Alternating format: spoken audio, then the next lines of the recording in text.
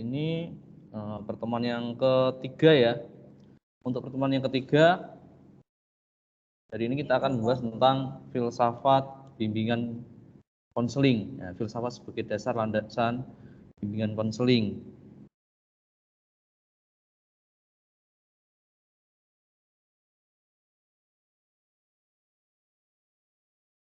Sudah hadir semua ya?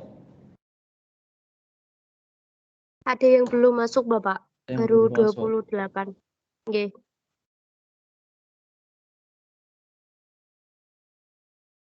Filsafat di bimbingan konseling ya, landasan pedagogis ya. Apa yang dimaksud dengan landasan pedagogis?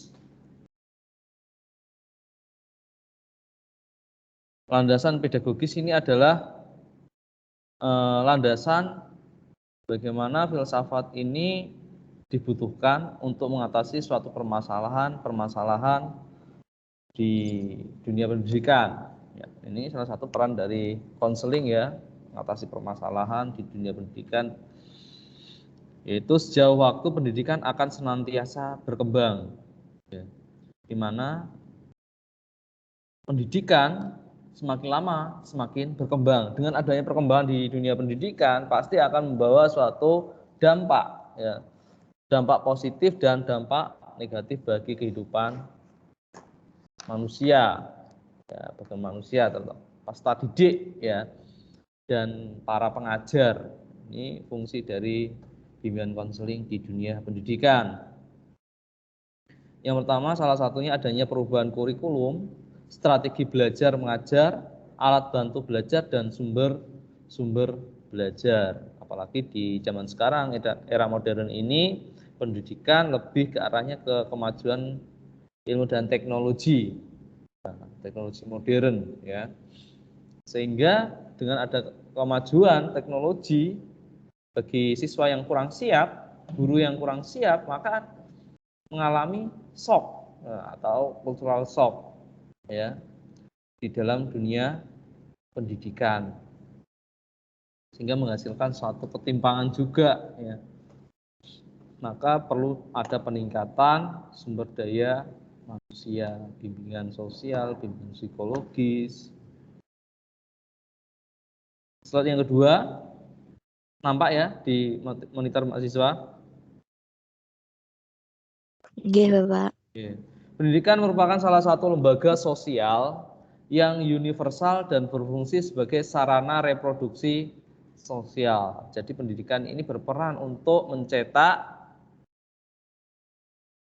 siswa-siswa, ya, siswa-siswa yang berkarakter, secara reproduksi sosial dan peningkatan sumber daya manusia.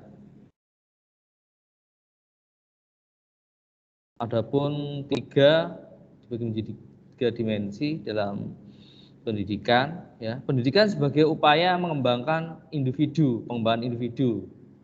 Pendidikan sebagai upaya mengembangkan individu untuk berkembang, wadahnya di dunia pendidikan. Dan juga pendidikan sebagai inti proses bimbingan konseling. Ya, proses pengembangan ini ya, proses pengembangan individu tadi masuk dalam bimbingan konseling. Mau diarahkan kemana anak ini? Mau diarahkan kemana peserta didik ini? Ya, kalau di pendidikan ada istilah peserta didik, ada istilahnya siswa atau warga belajar, ya, semacam istilah. Ya. Dan pendidikan lebih lanjut sebagai inti tujuan bimbingan dan konseling. Pendidikan lebih lanjut sebagai inti tujuan bimbingan dan konseling tingkatan. Ya, jadi pendidikan yang lebih lanjut yang dimaksud ada jenjang-jenjang suatu pendidikan yang harus ditempuh. Ya. Di mana fungsi dari BK mengarahkan, ya, setelah lulus SMP ini mau arahnya kemana, SMK atau SMA, harus tahu kebutuhan belajar siswanya, kebutuhan belajar peserta didiknya. Oh, saya pengennya mau di sekolah yang arahnya ke dunia kerja misalkan, yang punya skill. Oh, berarti nanti diarahkan ke SMK ya. Oh, saya maunya besok kuliah ya, arahnya ke SMA ya, entah itu ngambil jurusan IPA atau IPS.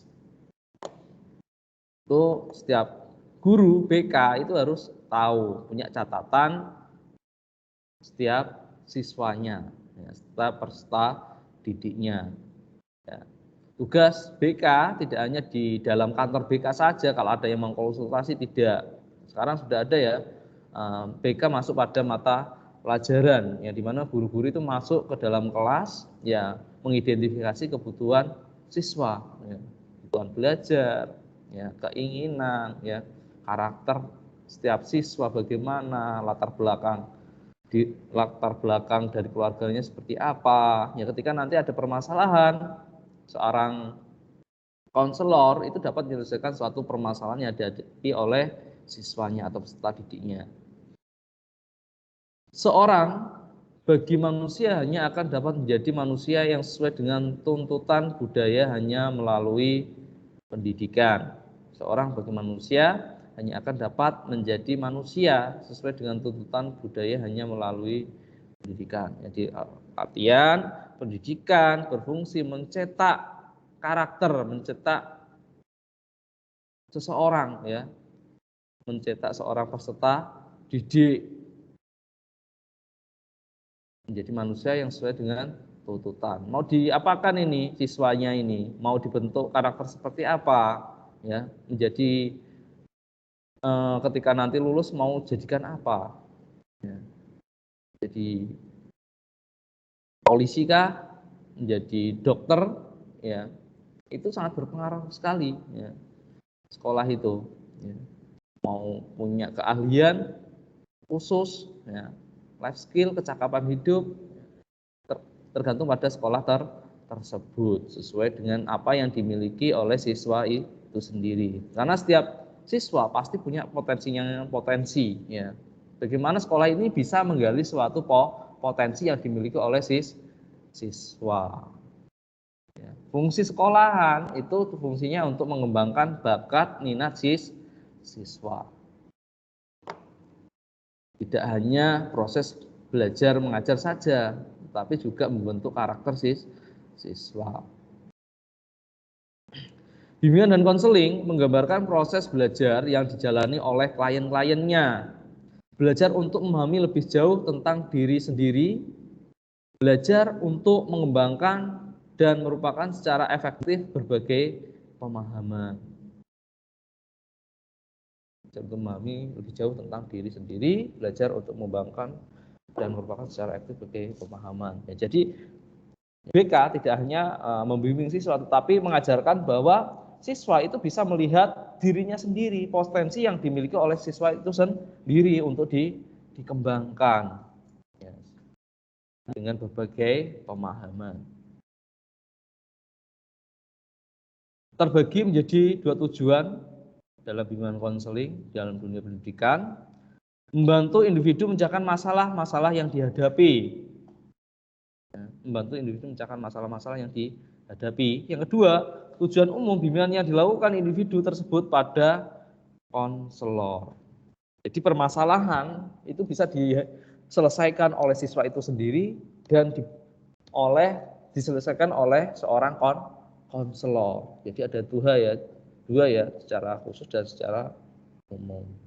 Khusus siswa itulah sendiri yang dapat menyelesaikan permasalahannya sendiri, menemukan solusi permasalahannya sendiri. Fungsi konselor sebagai pendamping, ya, pendamping dalam menyelesaikan suatu masalah. Adapun tujuan inti pendidikan, perkembangan kepribadian secara optimal dari setiap anak didik sebagai pribadi.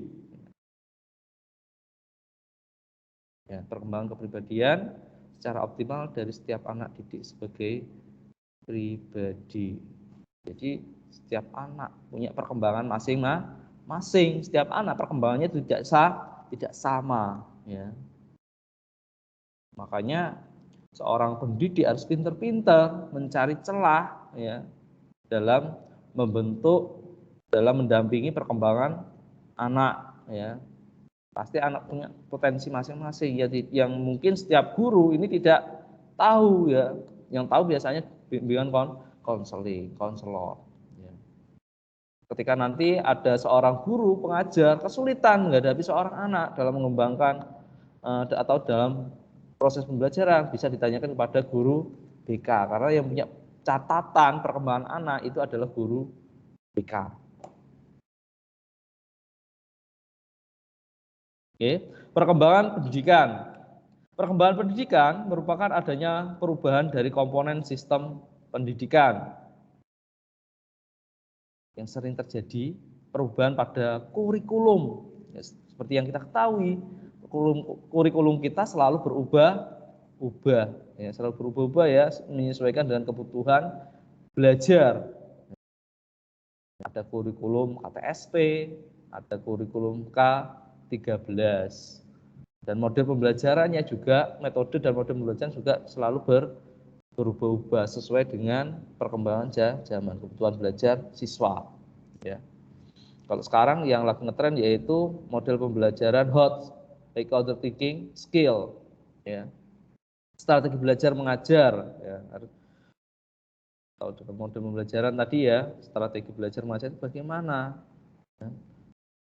Sekarang lebih tepat yang banyak digunakan yaitu student center, pembelajaran bersifat pada siswa, yang dimana seorang guru berperan sebagai pendamping, fasilitator bagi peserta didiknya, dan juga alat bantu mengajar. Ini juga mengikuti perkembangan zaman. Alat bantu mengajar dulu, guru dalam pembelajaran mengandalkan papan tulis, ya, sebagai media pembelajaran. Tapi sekarang sudah menggunakan LCD, ada laptop, ya kan. Bahkan sumber belajar, ya, sumber-sumber belajar ini diambil dari sekitar, lingkungan sekitar peserta didik atau siswa. Ya, sumber belajar kalau dulu sumber belajar satu-satunya adalah guru dan buku, tapi sekarang apapun bisa menjadi sumber belajar, proses pembelajaran, ya. Dan diharapkan perkembangan itu bisa secara optimal mencapai sukses. Jadi tujuan dari pendidikan, tujuan dari pembelajaran itu dapat tercapai.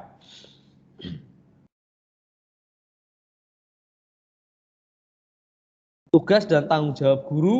Nah, apa saja tugas dan tanggung jawab seorang guru? Yang pertama di sini mendidik. Apa itu mendidik? Membantu subjek didik untuk mencapai kedewasaan. Ya.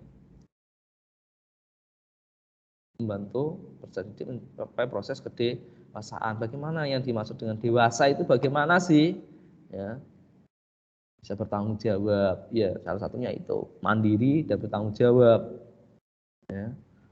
Mengenal subjek didik, ya, mengenal peserta didiknya, mengenal siswanya, ya, dan memahami subjek didik. Tidak hanya mengenal, tapi juga memahami, ya, memahami peserta didiknya.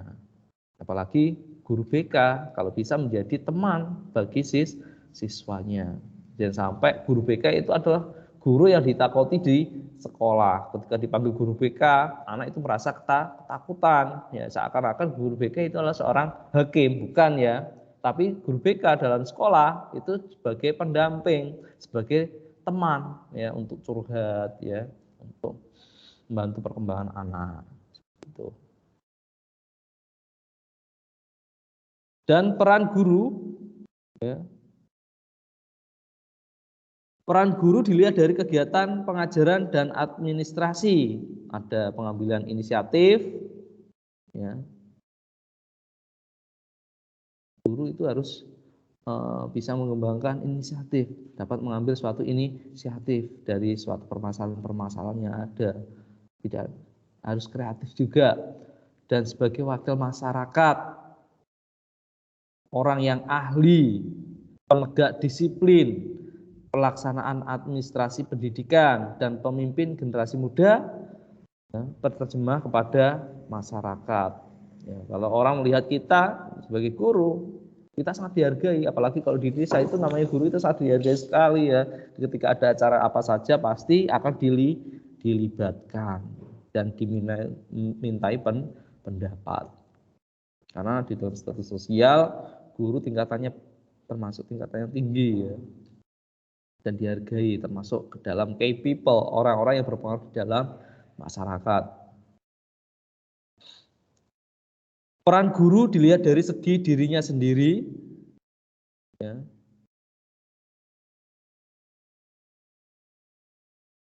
Sebagai petugas sosial, pelajar dan ilmuwan, dan juga kalau di sekolah bisa menjadi pengganti orang tua ya, sebagai orang tua bagi siswa-siswanya, bagi murid-muridnya, pencari teladan dan pencari keamanan. Ya, tempat kita berlindung bagi siswa ya, itu adalah guru ketika ada masalah ya, tempat curhat ya, sehingga siswa itu bisa menjadi nyaman terhadap gurunya. Peran guru dilihat secara psikologis, ahli dalam psikologi pendidikan, dan juga seniman dalam hubungan antar manusia, pandai berkomunikasi, pandai berinteraksi dengan orang lain, dan pembentuk kelompok, dan menjadi katalistik agent, petugas kesehatan mental. Ini adalah peran guru konseling ya, yang harus dimiliki oleh guru konseling. Sebenarnya semua guru itu adalah konselor ya, tapi sebagai konseling harus lebih mendalam ya, lebih bisa mengetahui karakteristik siswanya.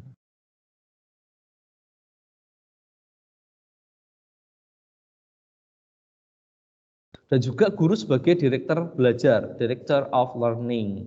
Peran guru sebagai direktur belajar yaitu menimbulkan semangat belajar, bisa memunculkan semangat belajar bagi siswanya. Bagaimana caranya? Melalui beberapa strategi pendekatan-pendekatan, ya kan? Baik itu pendekatan secara kelompok, secara individu, sehingga anak ini termotivasi untuk belajar. Yang kedua di sini ada pemeliharaan, memelihara lingkungan sekolah, ya, hubungan antar sesama siswa, ya, dan juga meningkatkan motivasi anak untuk belajar. Ketika guru ada laporan dari guru wali kelas, ya, ini kelas 12 ini motivasi belajarnya menurun, padahal mau lulus. Ini peran guru BK bagaimana menggali informasi latar belakang apa sih yang melatar belakangi siswa ini motivasinya belajar itu menurun. Cari bagaimana dengan filsafat, kembali ke filsafat ya, identifikasi masalahan, kemudian mengumpulkan suatu permasalahan ya, seorang konselor berusaha untuk menyelesaikan masalah ya, bagaimana dengan keyakinan, yakin ya, mengumpulkan data teori-teori suatu pemecahan suatu masalah yang berkaitan dengan menurunnya motivasi belajar Guru sebagai motivator dari keseluruhan kegiatan belajar mengajar. Guru itu motivator dan juga sebagai model bagi siswanya. Apa yang dilakukan guru, apa yang diperankan guru di sekolah nanti akan menjadi contoh bagi murid-muridnya dan juga menjadi motivator. Karena apa? Ketika Anda menjadi guru, pasti pakaian Anda akan dilihat siswa Anda, cara berkata Anda, tutur kata Anda pasti akan diperhatikan oleh siswanya. Guru itu kalau di sekolah seperti model, selalu diamati oleh siswanya. Kadang siswa itu sampai hafal, ya hari apa, guru ini pakai baju apa, ya kan? Merek sepatunya apa, kadang hafal. Kendaraannya apa, ya. Itu hafal biasanya. Pendekatan yang digunakan dalam proses belajar ada pendekatan instruksional dan pendekatan pribadi, approach, personal approach, ya.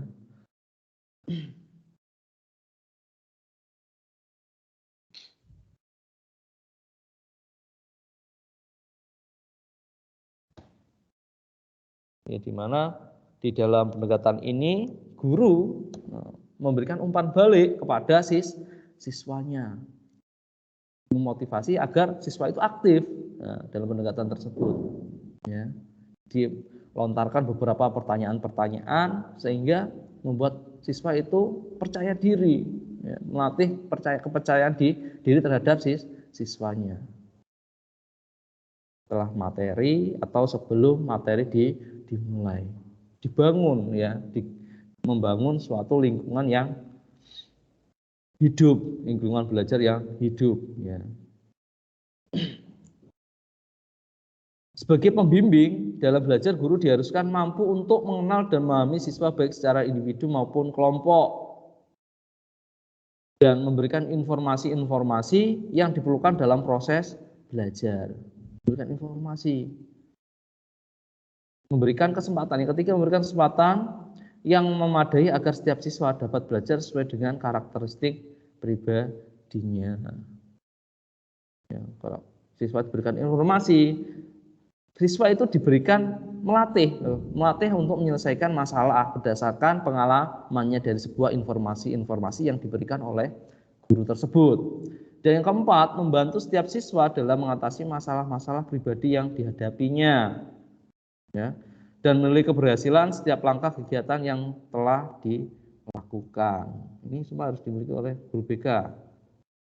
Dan secara teoretik, berdasarkan hasil studi dari beberapa sumber, ya, secara umum terdapat 4 aspek pokok yang mendasari pengembangan layanan bimbingan dan konseling, yaitu landasan filosofis, landasan religius agama, landasan psikologis, landasan sosial budaya, dan landasan ilmu pengetahuan ilmiah dan teknologi, dan landasan pedagogis. Ya, landasan filosofis, itu harus berfilosofis, religius dan agama, psikologi, sosial budaya, ya, pengetahuan, pedagogis, kebutuhan khusus, ya. Dan landasan filosofis, yang pertama di sini ada landasan filosofis, yaitu merupakan landasan yang dapat memberikan arahan dan pemahaman khususnya bagi konselor dalam melaksanakan setiap kegiatan bimbingan konseling yang lebih bisa dipertanggungjawabkan secara logis, etis maupun estetis.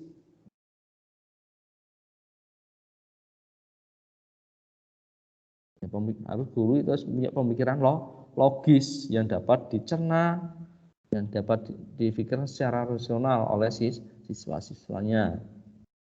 Dan landasan religius, kehidupan manusia di dunia tidak dapat dilepaskan dengan kehidupan di akhirat. Dengan kata lain, hidup manusia tidak dapat dipisahkan dengan aspek religi agama. Keyakinan manusia bahwa dirinya sebagai makhluk Tuhan, sebagai khalifah di muka bumi haruslah dijaga dan difungsikan oleh manusia sendiri. Ya, dasar agama bisa dijadikan landasan juga. Dan juga landasan psikologis. Landasan psikologis merupakan landasan yang dapat memberikan pemahaman bagi konselor tentang perilaku individu yang menjadi sasaran layanan klien untuk kepentingan bimbingan dan konseling. Beberapa kajian psikologis yang perlu dikuasai oleh konselor adalah motif dan motivasi. Oleh motif dan motivasi harus punya itu. Pembawaan dan lingkungan, perkembangan individu, belajar dan kepribadian, ini harus dipegang oleh konselor, ya. Dan juga landasan sosial budaya. Landasan sosial budaya merupakan landasan yang dapat memberikan pemahaman kepada konselor tentang dimensi kesosialannya dan dimensi kebudayaannya sebagai faktor yang mempengaruhi terdapat perilaku individu. Seorang individu pada dasarnya merupakan produk lingkungan sosial budaya di mana ia hidup. Jadi kepribadian seseorang itu dibentuk oleh lingkungan. Ya. Yang dimana terutama lingkungan pendidikan diharapkan dapat membentuk karakter yang baik. Ya. Karakter yang baik. Mungkin ketika nanti di masyarakat, misalkan ketika siswa itu lingkungannya lingkungan yang kurang sehat, maka lingkungan sekolah, lingkungan pendidikan itu harus kuat. Ketika mereka kembali ke lingkungan sosial masyarakat yang dikatakanlah menyimpang, ya, di dalam diri siswa itu sudah ada proteksi, ya, karena karakter pendidikan sudah diterapkan, sudah ditanamkan dalam diri seorang anak, seorang pelajar atau seorang siswa. Terkait dengan layanan bimbingan dan konseling di Indonesia, menurut Muhammad Surya, mengetengahkan tentang tren bimbingan dan konseling multikultural, bahwa bimbingan dan konseling dengan pendekatan multikultural sangat tepat untuk lingkungan berbudaya plural seperti Indonesia. Lihat bahwa Indonesia beraneka ragam, ya, di mana bimbingan konseling ini bersifat plural, multikultural, agar tertanam jiwa-jiwa pluralisme, rasa toleransi terhadap peserta didik, dapat menghargai orang lain, tidak terjadi diskriminasi, ya, bahwa kelompoknya yang paling baik, kelompok minoritas dianggap kelompok yang paling salah, ya. Mempunyai jiwa pluralis, menghargai satu sama lain. Dan landasan iptek pengetahuan ilmu dan teknologi. Sejalan dengan perkembangan teknologi, khususnya teknologi informasi berbasis komputer, sejak tahun 80-an, peranan komputer telah banyak dikembangkan dalam bimbingan dan konseling. Menurut Kesel Prayitno, bidang yang telah banyak memanfaatkan jasa komputer ialah bimbingan karir dan bimbingan konseling pendidikan. Apakah kalian sudah menggunakan komputer ini dalam bimbingan konseling? Ya, sekarang banyak sekali aplikasi-aplikasi, ya, konseling menggunakan aplikasi, bahkan bisa diunduh di Play Store juga, ya. Mengungkapkan bahwa sejalan dengan perkembangan teknologi komputer, interaksi antara konselor dengan individu yang dilayaninya atau klien tidak hanya dilakukan melalui hubungan tatap muka, tetapi dapat juga melalui hubungan secara virtual, maya, melalui internet dalam bentuk cyber counseling. Nah, diharapkan mahasiswa ini juga dapat mengembangkan cyber counseling, ya, layanan bimbingan konseling di media sosial, di Facebook, ya, Instagram, ya kan, ataukah kalian membuat produk, ya, membuat produk aplikasi di Play Store, memudahkan untuk melakukan bimbingan konseling. Landasan pedagogis. Setiap masyarakat tanpa terkecuali senantiasa menyelenggarakan pendidikan dengan berbagai cara dan sarana untuk menjamin kelangsungan hidup mereka. Pendidikan itu merupakan salah satu lembaga sosial yang universal dan berfungsi sebagai sarana reproduksi sosial. Ini menurut Budi Santoso. Pada landasan ini, pendidikan akan ditinjau sebagai landasan bimbingan dan konseling dari 3 segi. Yang pertama, pendidikan sebagai upaya pengembangan individu. Ya. Yang kedua, B, pendidikan sebagai inti proses bimbingan konseling. Dan C, pendidikan lebih lanjut sebagai inti tujuan dari bimbingan dan konseling. Jadi landasan pedagogis itu menggali potensi-potensi untuk mengembangkan individu. Arahnya ke dapat pada pengembangan individu, ya, yang sebagai tujuan dari bimbingan dan konseling.